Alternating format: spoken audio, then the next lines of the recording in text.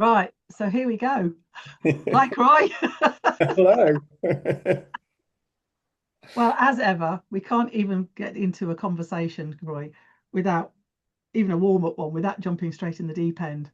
Yeah. So, anyway, I've called you by your name. I'm Jayz.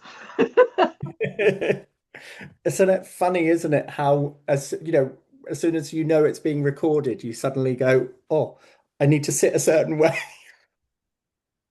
And this is an audio recording. We don't have to worry about how we Yeah. sit. Yeah. It's in your mind, isn't it? I mean, I will tell you something that happened to me just yesterday, okay? Now, I have a fidget toy, okay, which is a squishy whale. Okay, it fits in the palm of my hand. It's got those little kind of beads in it. Yeah. Now, I've had it for ages, and I've always been worried about popping it. Okay, now these stress things, they tell you that you can squeeze them as far as you want and they're absolutely fine. Did it burst during a client? Yes, it did.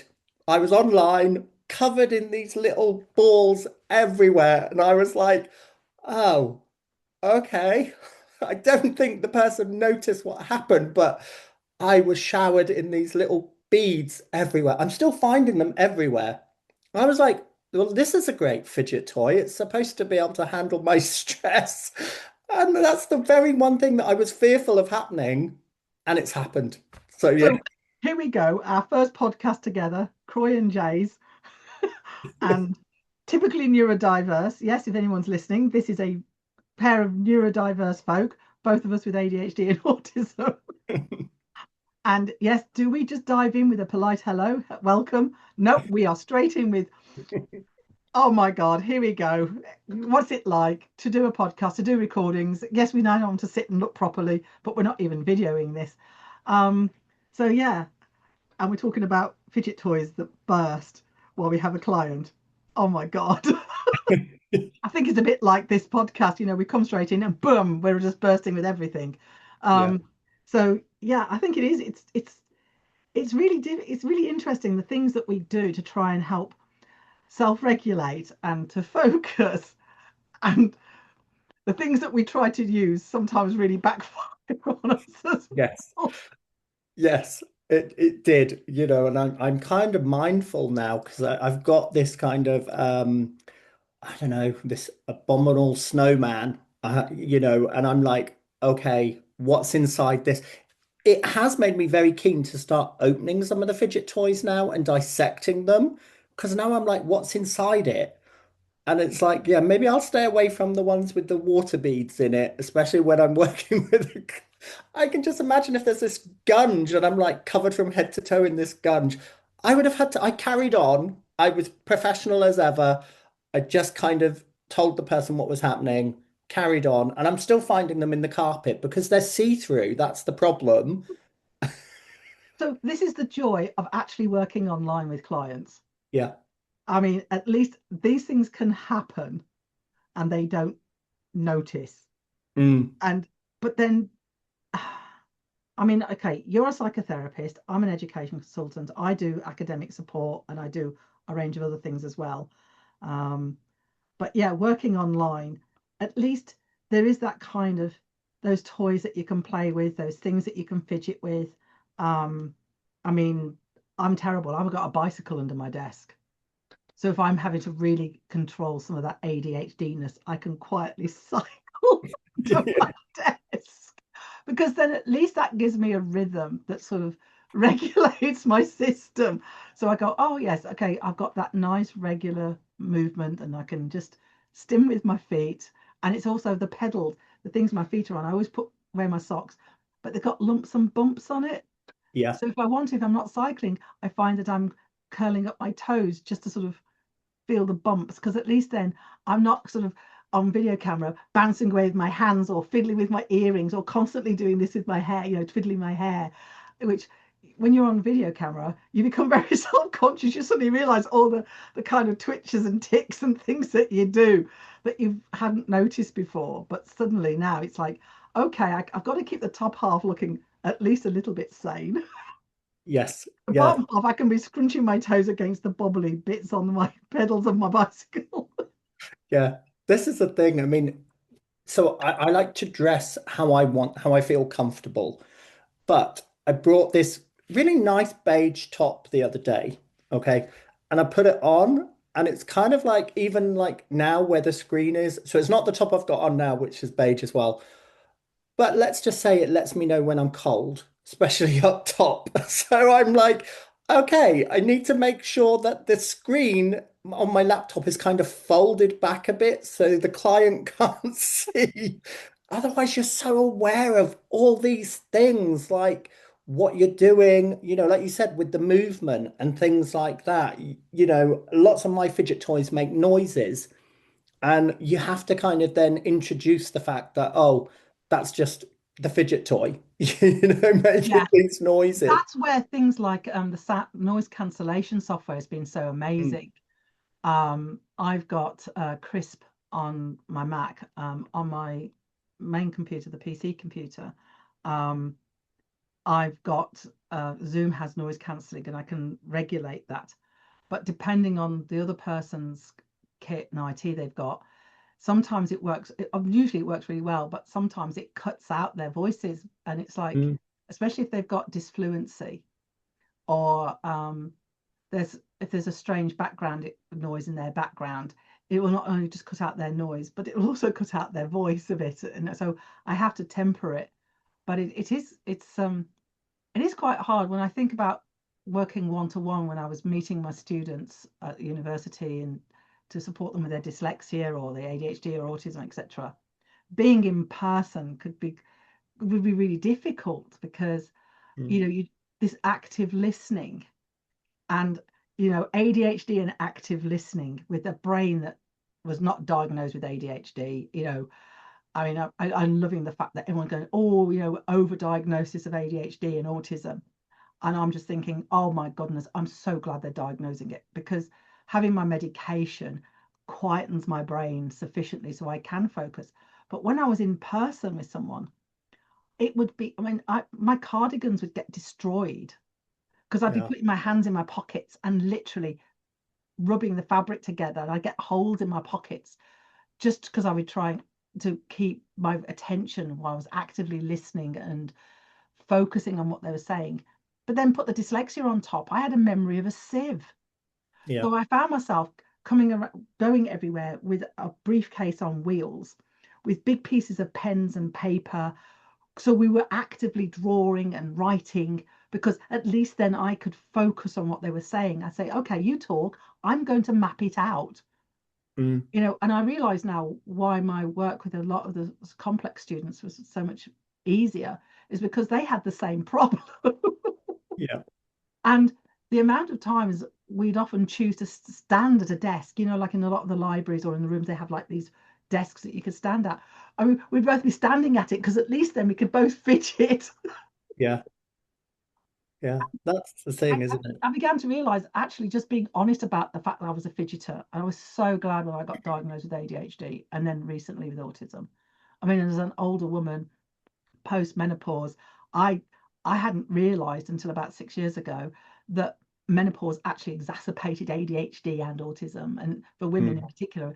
And it was, I'd seen posts on Facebook, oh, is there a menopause related ADHD? And it's like, does menopause cause ADHD? And I thought, no, it just releases it from the cage that it was in. yeah, yeah. And I just, yeah, but fidget toys, and I love this ring I've got on my finger that twizzles, Hmm. and I can just sit there and twizzle quietly, and it doesn't look too bad. Yeah. Um, when you have meetings with people, especially when I was a expert by experience for ADHD for an NHS trust partnership, and as they were setting it all up, and I was so glad it was on Zoom. But even then, you could tell I was the one with ADHD. I mean, there'd Mm, be a sea of this clinical director and consultant, and there'd be like a sea of about 12 to 20 people there, and spot the person with ADHD. I mean, yeah. it was just, I still remember that year when I rocked up, forgetting that I'd done a themed week with all my students during COVID. It Hmm. was Valentine's and week, and it was snowing. And I decided to theme it rose red and snow white, which was Hmm. hilarious. And I'd had all my face painted. I've done all my face with roses and snowflakes, and I was wearing red and white. And I rocked up and at this meeting and I just looked around and went, oh, didn't anyone get the memo? I said, it's Rose Red and Snow White week this week. It was like, oh, hello, and I'm the ADHD expert by experience.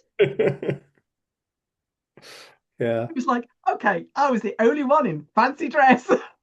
Yeah, it's often the details that I find I get lost in and worry about stuff when somebody sets up a meeting or something. I was speaking to somebody else the other day about this, how every time I get a new client, especially when they're face to face, I will literally hide behind a wall in my house and look at the door and worry about who the person is and go, oh my God, I've got to meet someone new.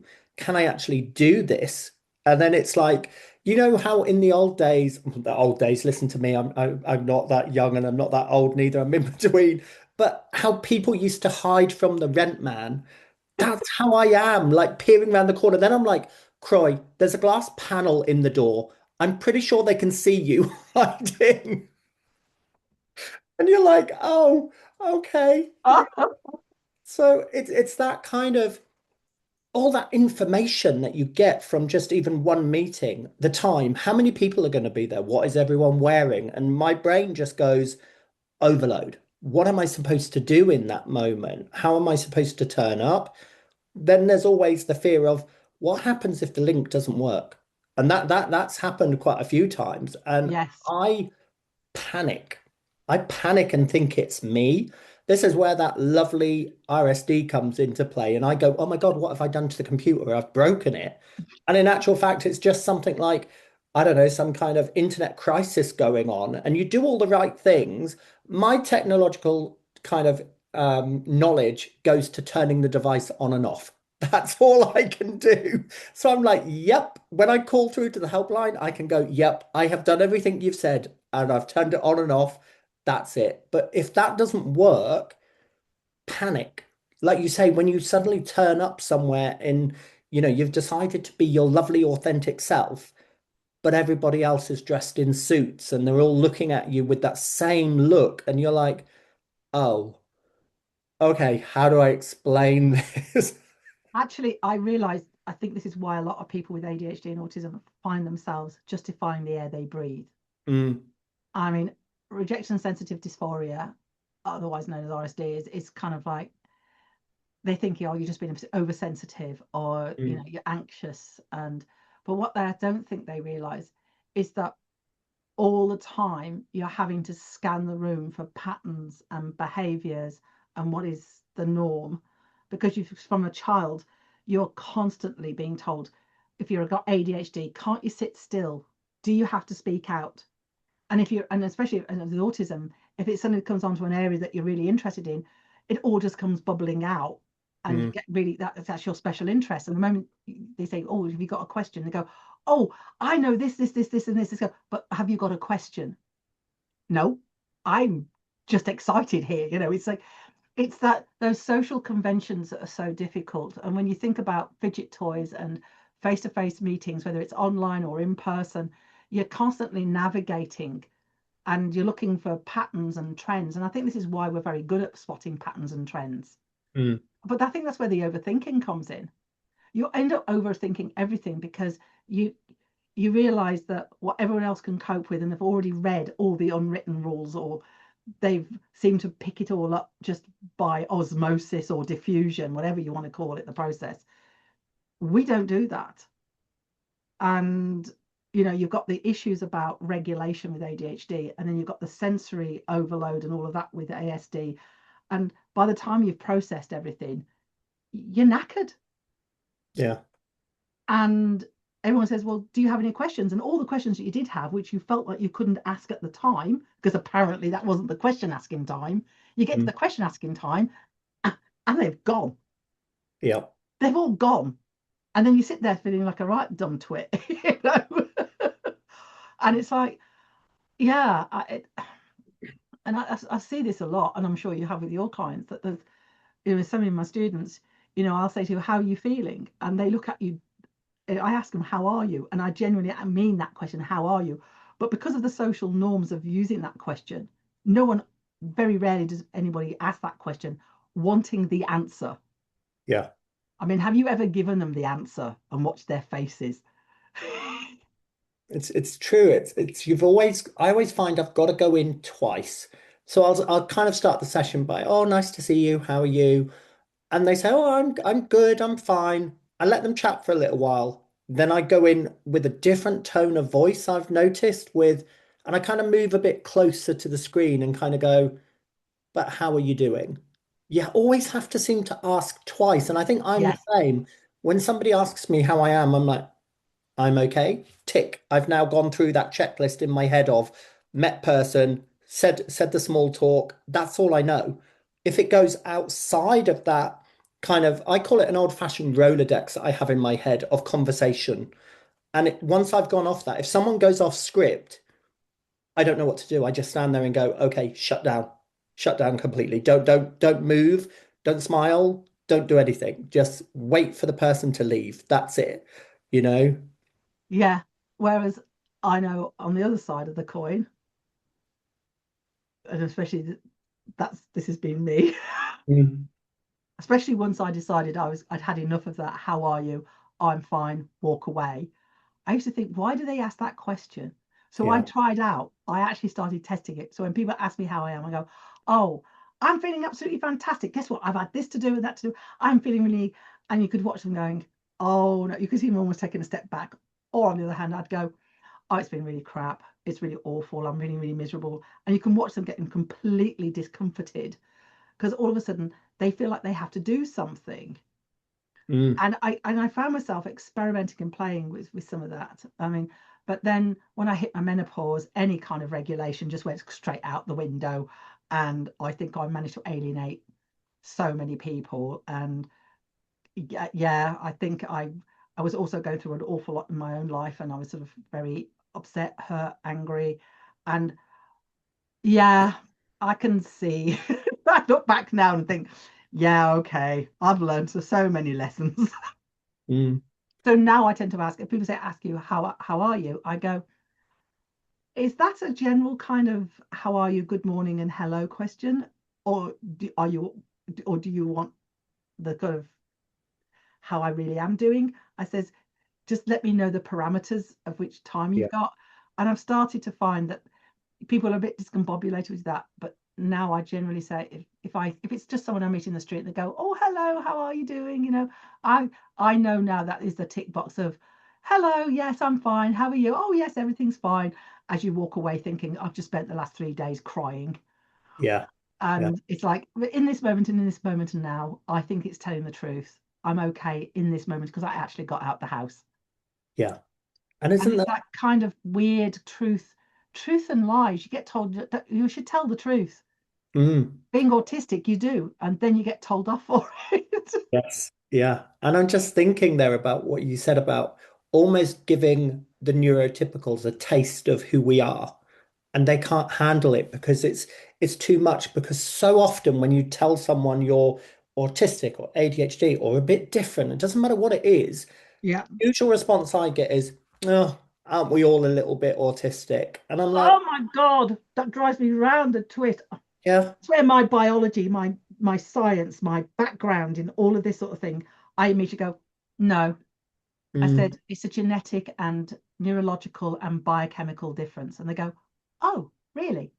Yes, you may acquire traits through trauma and they find themselves, and then I can feel myself standing on my soapbox. I might as well be in Hyde Park Corner and preaching to the crowd. And it's like, and I have to go, did I take my meds this morning?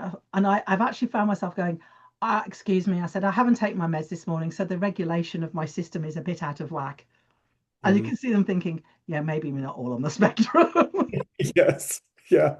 That's the thing, isn't it? These people seem to think it's some kind of great club to be in. And it's like, okay, don't get me wrong. I love who I am, but the shutdowns and meltdowns, if a neurotypical wants them, please have them. Have them. Have the overthinking. Have the thing when, you know, how we were talking before we came to do this, like my partner's now been staying away. And actually, I've noticed during the evening, my fear levels are going through the roof. And I have no idea why, because I'm great during the day by myself and I love my own space. But if somebody wants that, almost me sitting in the corner of a dark room, literally rocking away like crazy, if somebody wants that, please take it from me. That's Yes, great, you know. I would love someone to live inside my head for a week. Mm, Here I am at work. Okay, we've taken time out to do this podcast. I am functional. I've got my energy. I'm collected. I can deal with any crisis that comes my way. And oh my God, have I had students with crisis? You know, hmm um, not quite to the point of phoning 999, but not far off. Yeah. And that's and I can handle all of that. The moment I finish my work and I'm faced with doing any extra admin, like all the timesheets, the session records, any emails, I can feel my body suddenly going, oh, now I've got to communicate all of this. I've got to make sure it's understandable. And then I can find the procrastination coming in. Mm, I get through the admin side of it. Yeah, that's fine. But then it can take me 2 hours to get out of my office. yeah. The whole process of coming out of work and into the home space, it can take me 2 hours. Mm. And, I can have a member of the family knock on the door and go, are you coming out to have dinner? Or Mom, have you finished yet? Or whatever. And it's like, yeah, I'll be out in a few minutes. And I can hear the sigh, and that could be another half an hour to an hour, And it's like, because the whole thing of coming from what is my controllable space, which if you were to look at my office, you would think I'd been burgled because it looks chaotic. But it's chaotic, but in an organized way. It's things I've got to do that are work in progress. And if I don't have them visible, Yeah. they don't get done. hmm Object permanency problems.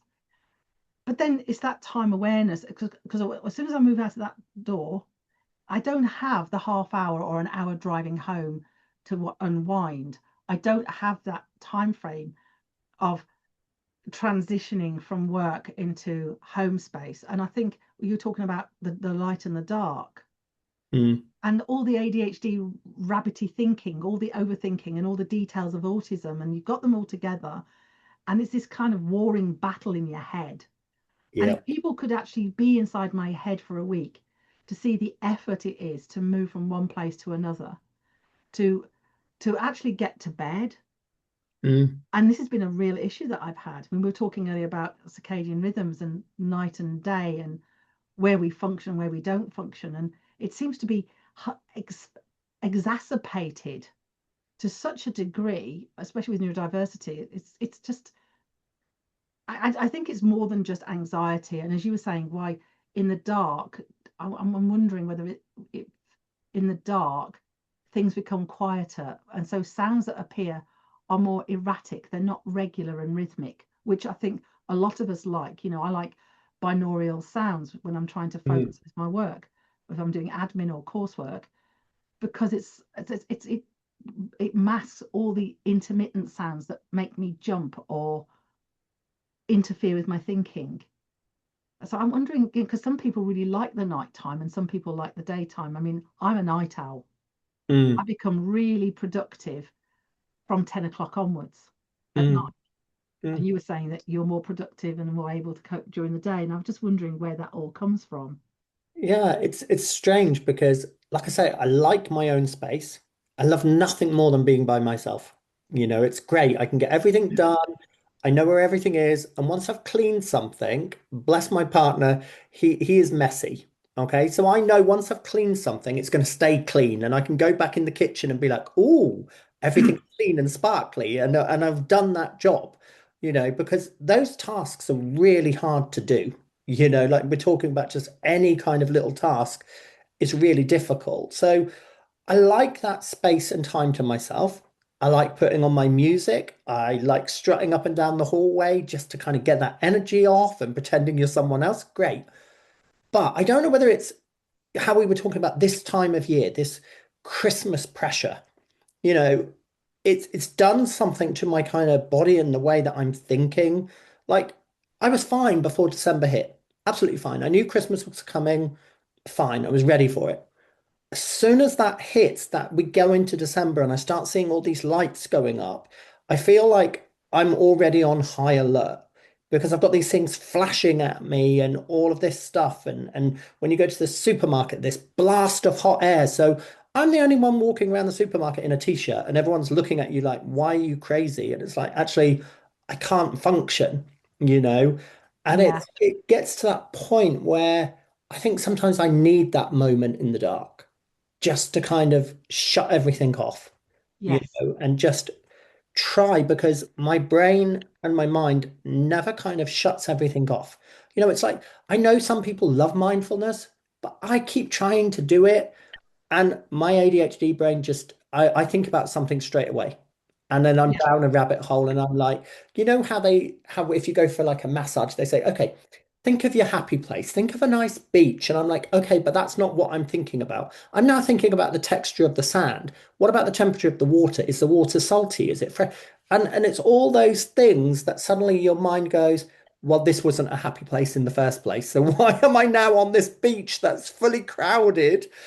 And it's hard because they expect you to do that, just it's always quiet your mind. Everybody clear your mind. It's like, okay, if I knew how to do that, then great. But can we See, get that's a really good example of like Christmas and the sensory overload. mm, It is, and a lot of people who are neurodiverse and people who are dyslexic and that kind of specific learning difficulties, there's a high propensity of Erlen syndrome, the mm, photosensitivity. It's again, it's all about our senses being overloaded. mm, And I mean, if you've got a very strong visual sketch pad in your mind, like you get people who are hyper phantasic and yeah, synesthetic, which is very common within autism. um, that is a really they can get lost in all the detail and they're completely disconnected from their bodies.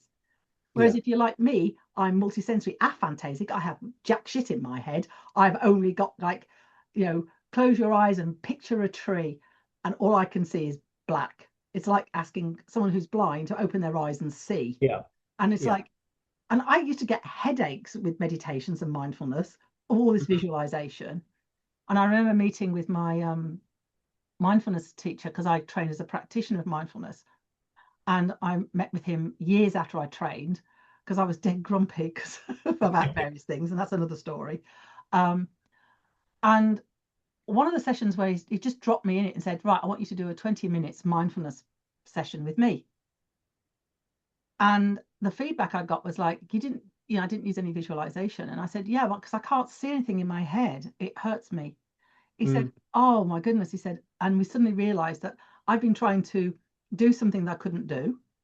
mm, But also he said, well, actually, he said, that's the part, the aim of mindfulness is to not see anything, but actually just to be in your body.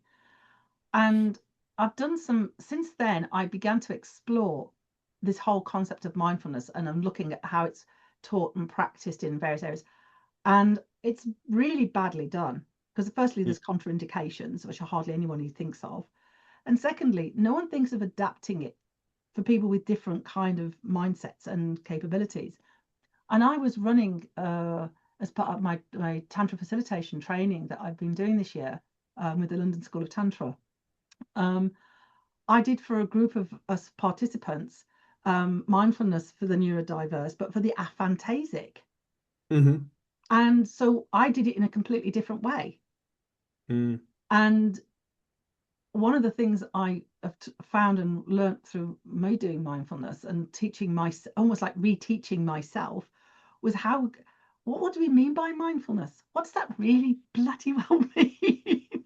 yeah, And I began to realize it was about connecting all of us together because we're often so disconnected from our bodies, from our minds, from our energies, yeah, and the whole world wants us to be in our heads. And and we wonder why then with ADHD and autism we are so in our heads and we can't switch off mm, because we haven't got the physical space because to move. And I can see now why the practitioners in India developed the different forms of yoga. And yoga isn't just movement. It's a whole range of things. And it's really interesting. And I'm finding that, as you say, you didn't find mindfulness works for you. but then I think, so, but then what is mindfulness? And it's like, well, what is education? What is exercise? That's a better one. What is exercise? Mm, It's like saying to someone, just exercise, just use mindfulness, just exercise. Well, yeah. which exercise? What's kind? It's, and I think, as you were saying this year with the sensory overload, um, I'm finding that the practices I've got now are helping me, but it's helping me to be aware of what I have a capacity for. Yeah. So, like, if I'm going to take my mum to the Christmas market in Nottingham, Hmm. we went early, so it was as quiet as possible. Yeah. I had to do a shopping for a weekend. I've got friends coming over. There's a birthday we're celebrating. I went to the supermarket late at night, and the music was quiet, Yeah. and there was hardly anybody there. Brilliant. And it's like, and I think this is where that idea of crip, the book I was talking to about the crip, queer feminist crip by Alison Kafer, that it's that gave me permission to work with who I am. Yeah. And I think mindfulness is more about being aware and Mm, conscious. yeah. And I think that's the key, helping people to become conscious and aware, not of everybody else, which we've been driven to do, Mm, but permission for us to be conscious and aware of what we can do, which honestly, when we do something, we're bloody brilliant. yeah. um, but of what we need Mm, and how we are best functioning. And I think CRIP also gave me that framework of saying, well, why do we have to work 24/7 according to the clock, which was got used for manufacturing and slavery? mm, And this is why so many people suffer at this time of year. We're in a hibernatory kind of stage, surely. This is yeah. the time when we really should be taking longer weekends. We should have a 4-day working week, have longer to actually stop Mm, and not be, I talk to so many of my neurodiverse friends, and Christmas is chaos and unbearable because it's just one big month of sensory overload. yeah. Yeah. It's huge stress put on us. And like you say, it's that permission to be yourself and figuring out. I mean, it almost sounds really kind of sad that we have to kind of figure out when the quiet times are and that. And really we should be able to go whenever we want. But it's that thing of there's a particular supermarket near me and I refuse to go in it because it has music on all the time. Like I'm at some kind of club 18 to 30s kind of party, and it's like I don't need that. All I want is a loaf of bread. I don't want to be at a disco and things like that. I just want to get in, get out, Yeah. and be able to function. And I think that's the problem is we constantly have to adapt all the time. We're being told adapt, like we can't do this podcast without talking about the comments made about ear defenders and that. And it's like, what is the problem? If I want to wear ear defenders, let me wear them.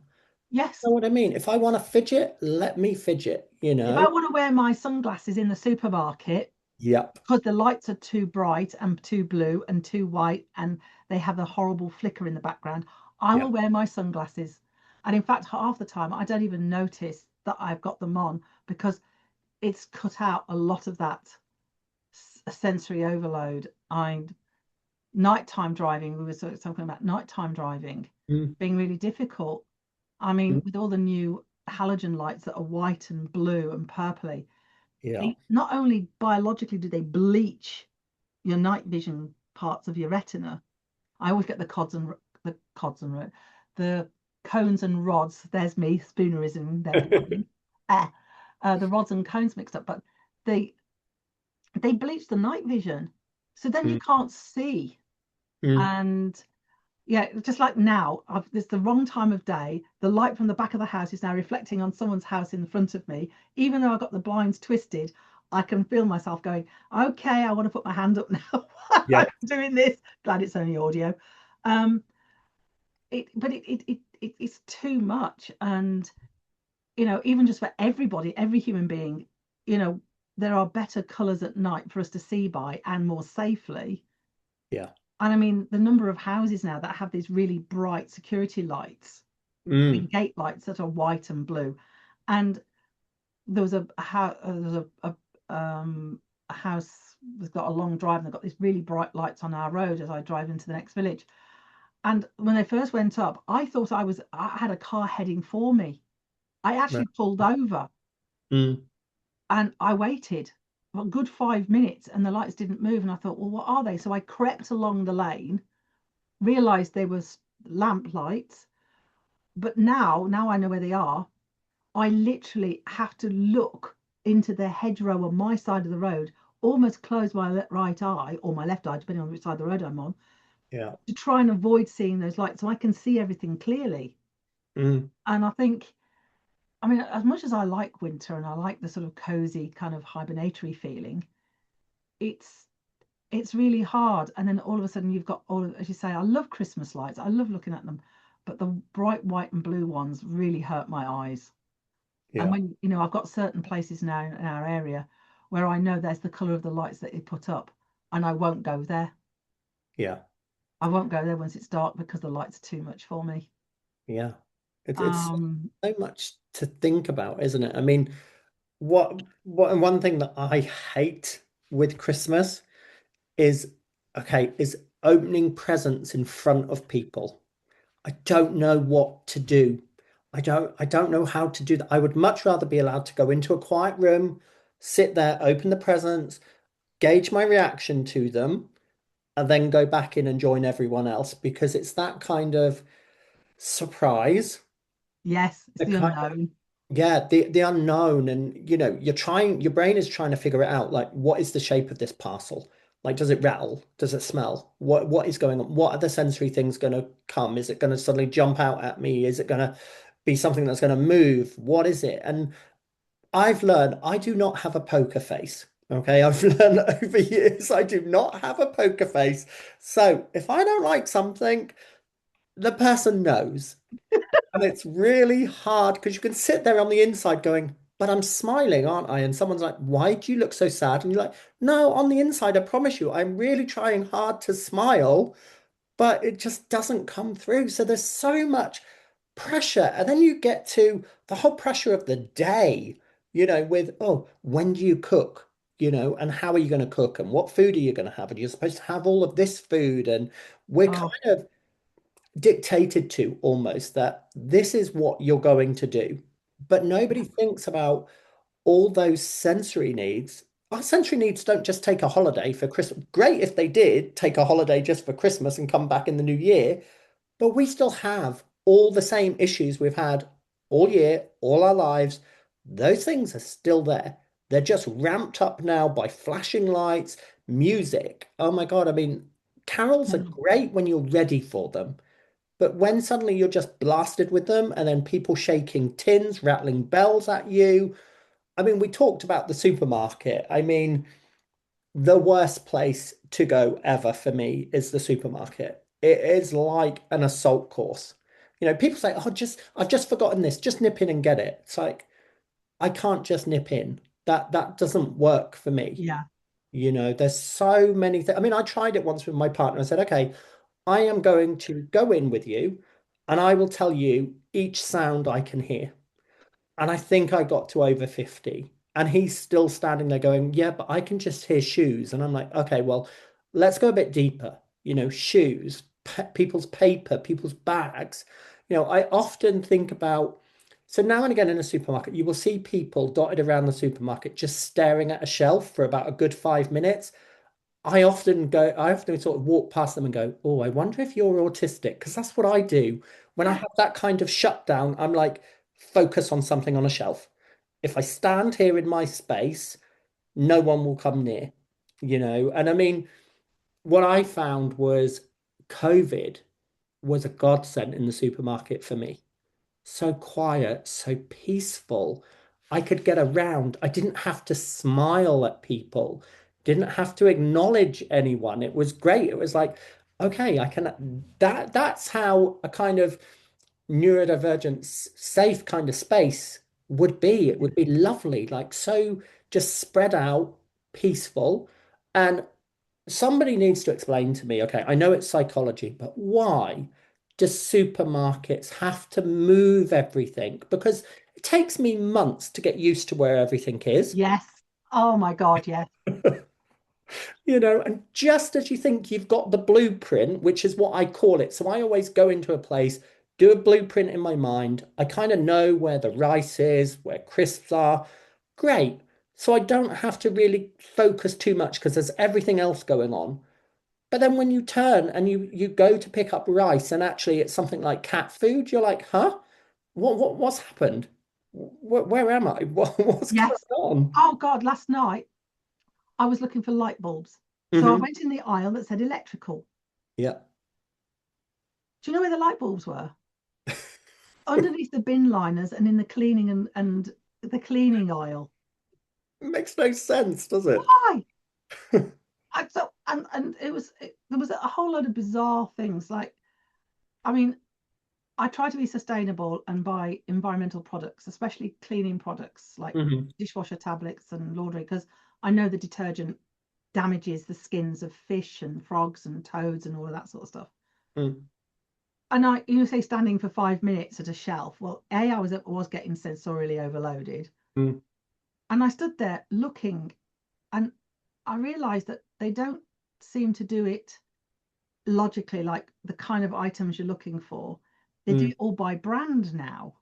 Mm. So you'd have the brand and all the different things that brand did, and it was like, okay, I'm really now getting confused. Does it mean I have to go by brand by? So then I started looking for my environmental brands, and they weren't anywhere. But that seems to be somewhere else. And I thought, after my light bulb experience, I just thought, oh, I'm going to have to really compromise. I need dishwasher tablets. I've got lots of people coming, and I've got about two left. It's like, okay, I'm going to go for that one because I didn't know which one to get, but I thought, well, that was the cheapest, biggest packet, so I'll get that one. And Mm. then I'll have to just, again, that's pushing me back to ordering online. I'm Yeah. trying to help shops and to stay alive in the high street and not buy so Mm. much online, but they're not stocking that we're all supposed to be environmentally aware now and eco-aware and ecological. And it's like, but it's not there in the mainstream. Or if Mm. it is, it must be somewhere weird, like Yeah. for all those people who have weird ideas. I don't know. Yeah. I mean, I often think that, like cinemas have showings of films for the people who are neurodiverse.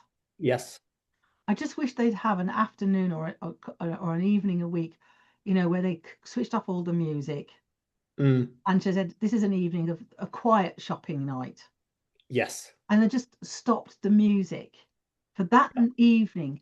Could you imagine how many of us would be out there shopping, Yeah. all being kind of happily ourselves, just going, can you imagine the amount of people standing at shelves just looking at them? For what a great, I know some supermarkets do the sensory hour and that, but they do it in the morning, and it's like, hold on a minute, I'm ADHD. I'm not functioning until at least 11 o'clock. Yes. So what good is a morning I hour? mean, It, you how know, many of us are actually awake at that morning, let alone functional? yeah. I mean, we were talking back earlier, and this really is the ADHD conversation, isn't it? Forwards and backwards and up and down. Yeah. Um, but that sort of time of year, we're talking about all the lights, but at the same time, you were talking about the dark and how you're someone who functions really well in the daylight, but when it comes to the nighttime, Mm. you, it's kind of a time for you where your brain suddenly all the busyness is gone, but your brain is still like freewheeling down the hill. Yeah. And Yeah. nighttime is where you become very sensory because you're on hyper alert all day. You can't Mm. switch it off at night. Mm. And I mean, I find that it takes me almost all day to get going. And then by the time I get to the evening, I'm finally really functional. Mm. Um, and then I don't want to sleep. No. Or it's kind of like it's my time, and suddenly everything in me just wants to enjoy the quiet and the Mm. still. Mm. And I don't want to go to sleep. And then I find myself getting patterns of sleep procrastination, Yeah.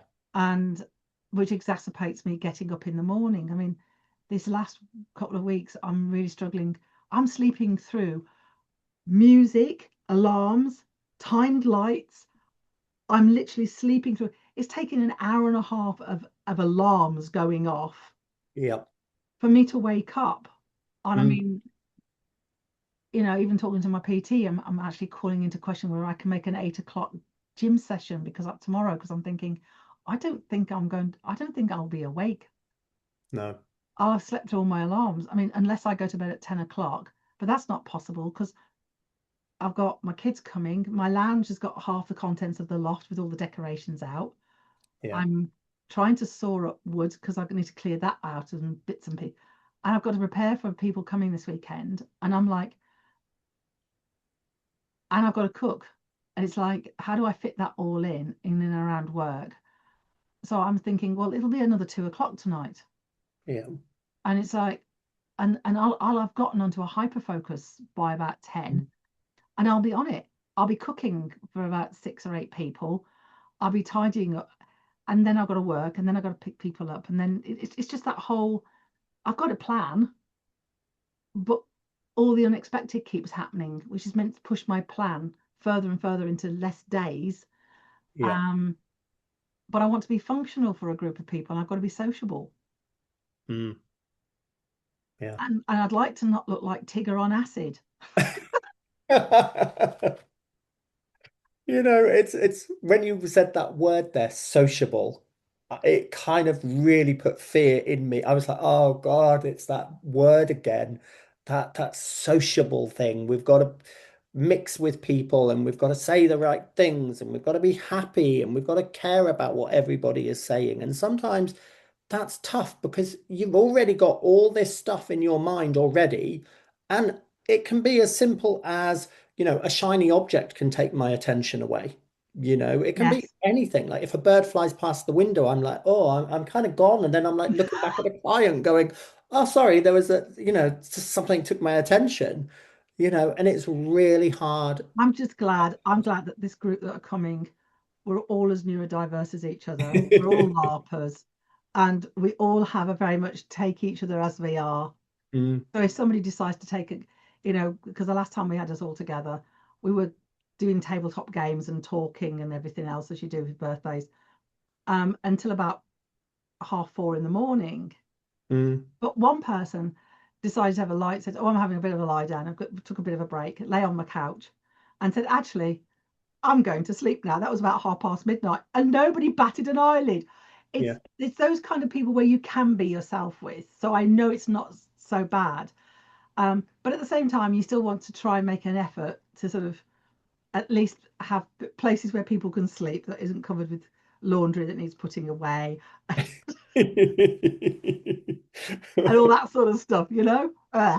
Um, and it is, and I think this whole business about sensory stuff and that hypervigilance, and I do wonder, it's since there are so many people, it's not as rare as people seem to think it is. Mm, I do think it's an evolutionary thing. I think, ADHD capacity to be hyper focused, to really be brilliant in a crisis. You can see why, on an evolutionary basis, people who were night owls, who could stay awake at night, who could just go face a fire and run into it and grab people and bring them out mm, without any kind of fear, because it's like it has to be done, sort of ADHD impulse, that kind of like, oh yeah, it's survival, right?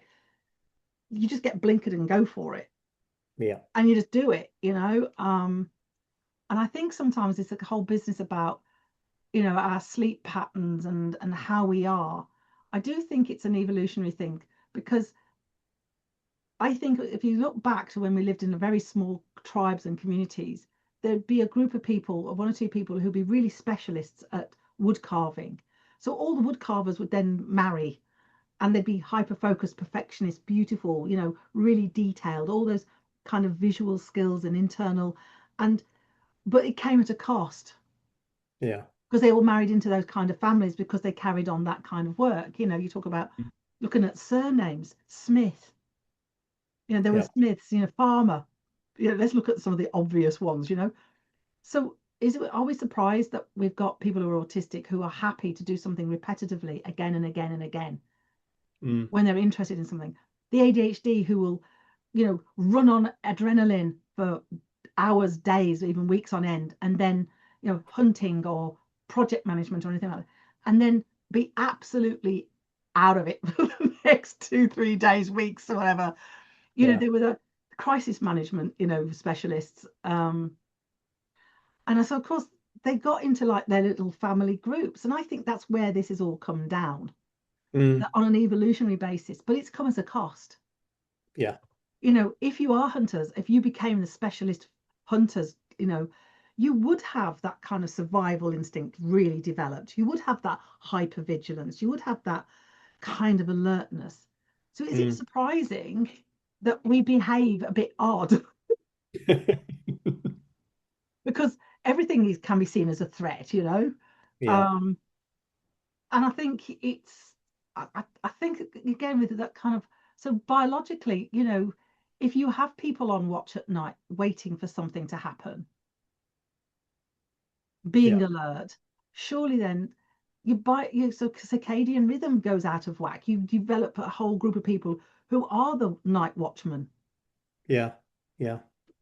You know, That's the thing, isn't it? Is you're talking there when you said about the surnames. I'm a Smith. That's the fact that I come from a line of Smith. So it's like, yeah, now I can kind of work back and go, okay, yeah. And it's interesting, isn't it? The more you talk about things and you learn stuff. Like very recently, I looked back. So I'm late diagnosed, as you know, and recently I looked back at just one event that used to occur regularly when I was younger.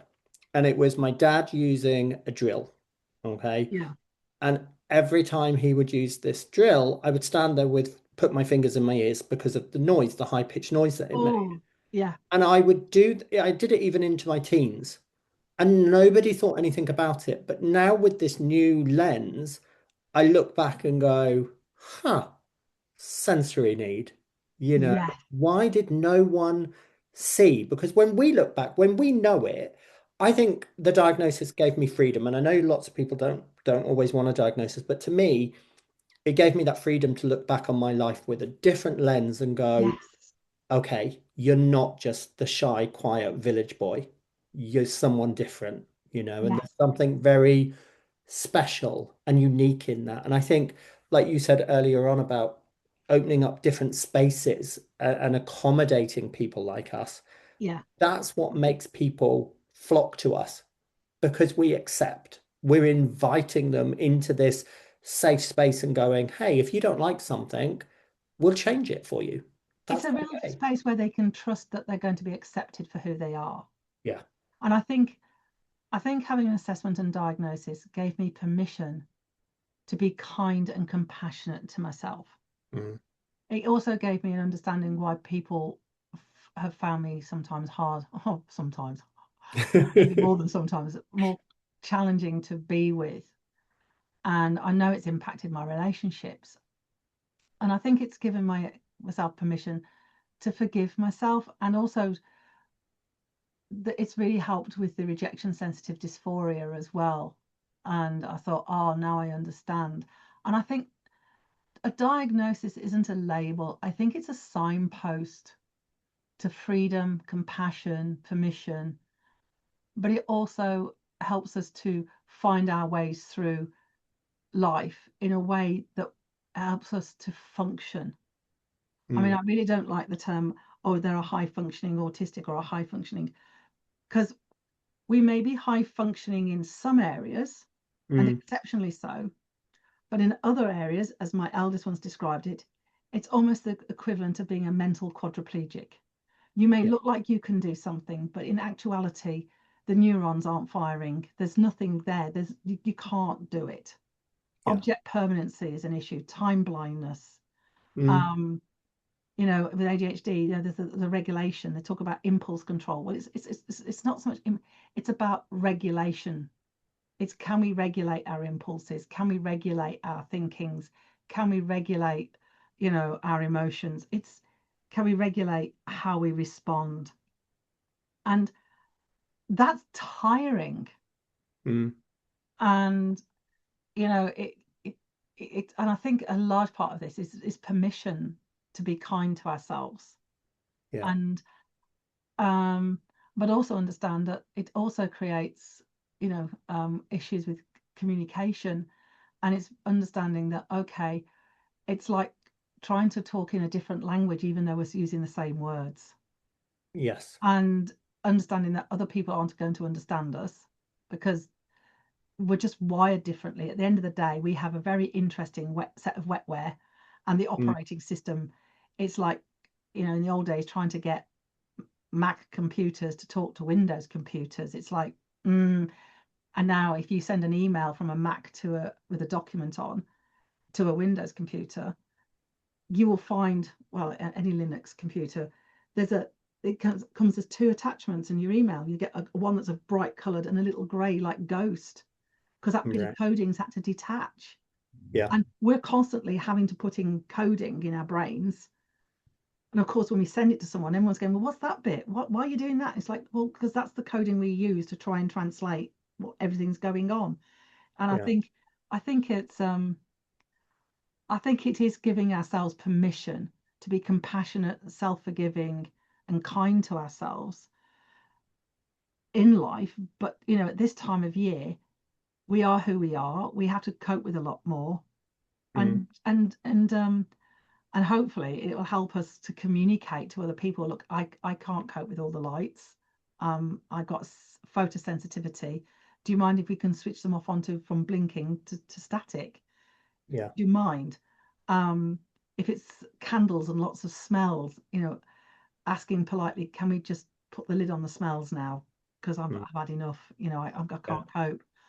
I realise I'm going to have to disappear in a couple of seconds. Um, right. So I suppose we'll probably be seeing each other probably after Christmas, maybe into the new Yes. year, Yep. unless we feel otherwise. We need a safe space, a brave space, a quiet space to just offload Christmas stuff with each other. Yes. So yeah. So to everyone who's listening, whatever you're celebrating over the next few weeks, enjoy, be safe, Yep. and be compassionate and kind to yourself. Oh, Kroy, this has been great. Yeah, I've really See you enjoyed it. soon. All right then. Cheers. Thank you.